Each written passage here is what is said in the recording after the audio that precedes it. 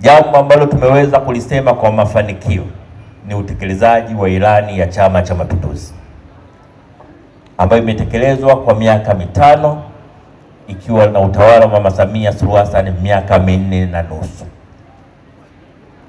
Tumeweza kulisema vizuri kwa sababu ya kazi kubwa ambayo Rais Samia Suluhu Hassan amefanya katika miaka hii mitano. Rais Samia amefanya kazi ambayo inatoa heshima kwake binafsi, imetoa heshima kwa chama chetu, lakini pia imetoa heshima kubwa kwa wanawake wa Tanzania. Rais Samia amesimamia miradi ya maendeleo, miradi ya huduma za jamii, lakini vile vile ameendesha vita iliyoanzishwa na baba wa taifa Mwalimu Nyerere ya kupambana na maadui wakuu watatu wa nchi yetu: maradhi, ujinga na umaskini. Amejenga miundombinu ya afya, amejenga miundombinu ya elimu, amejenga mazingira ya biashara na kusimamia kukua kwa uchumi wetu. Wametoa vibali na leseni za wafanyabiashara wapya nchini kuliko wakati mwingine wowote katika historia.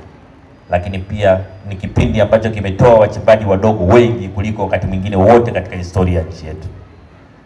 Na wachimbaji wadogo waliopatikana ndio watakaokuwa wachimbaji wakubwa. Kwa hiyo nitake kuwaambia, tumepita tukiwa na nguvu ya kusema, lakini pia wananchi wanatusikiliza na wanatambua kazi zilizofanywa.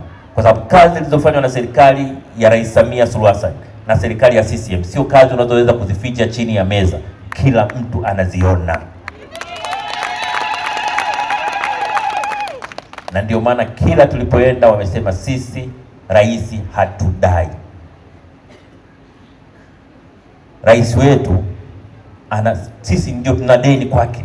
Sisi ndio tuna deni kwake, na wametuahidi kila sehemu. Na ndio maana nimesema mwenyekiti wa chama wa wilaya na mbunge, mwakumbushe watu wa Ukerewe hii habari ya kwamba mtakuwa namba 1, mjitahidi kweli kweli.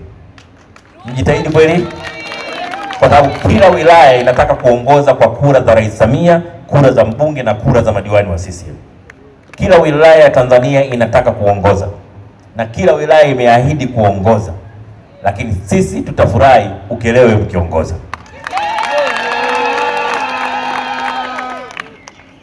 Na tunafurahi kwa sababu ya historia niliyowaambieni ya mambo, viongozi waliotoka hapa akiwemo katibu mtendaji mkuu wa kwanza wa Chama cha Mapinduzi.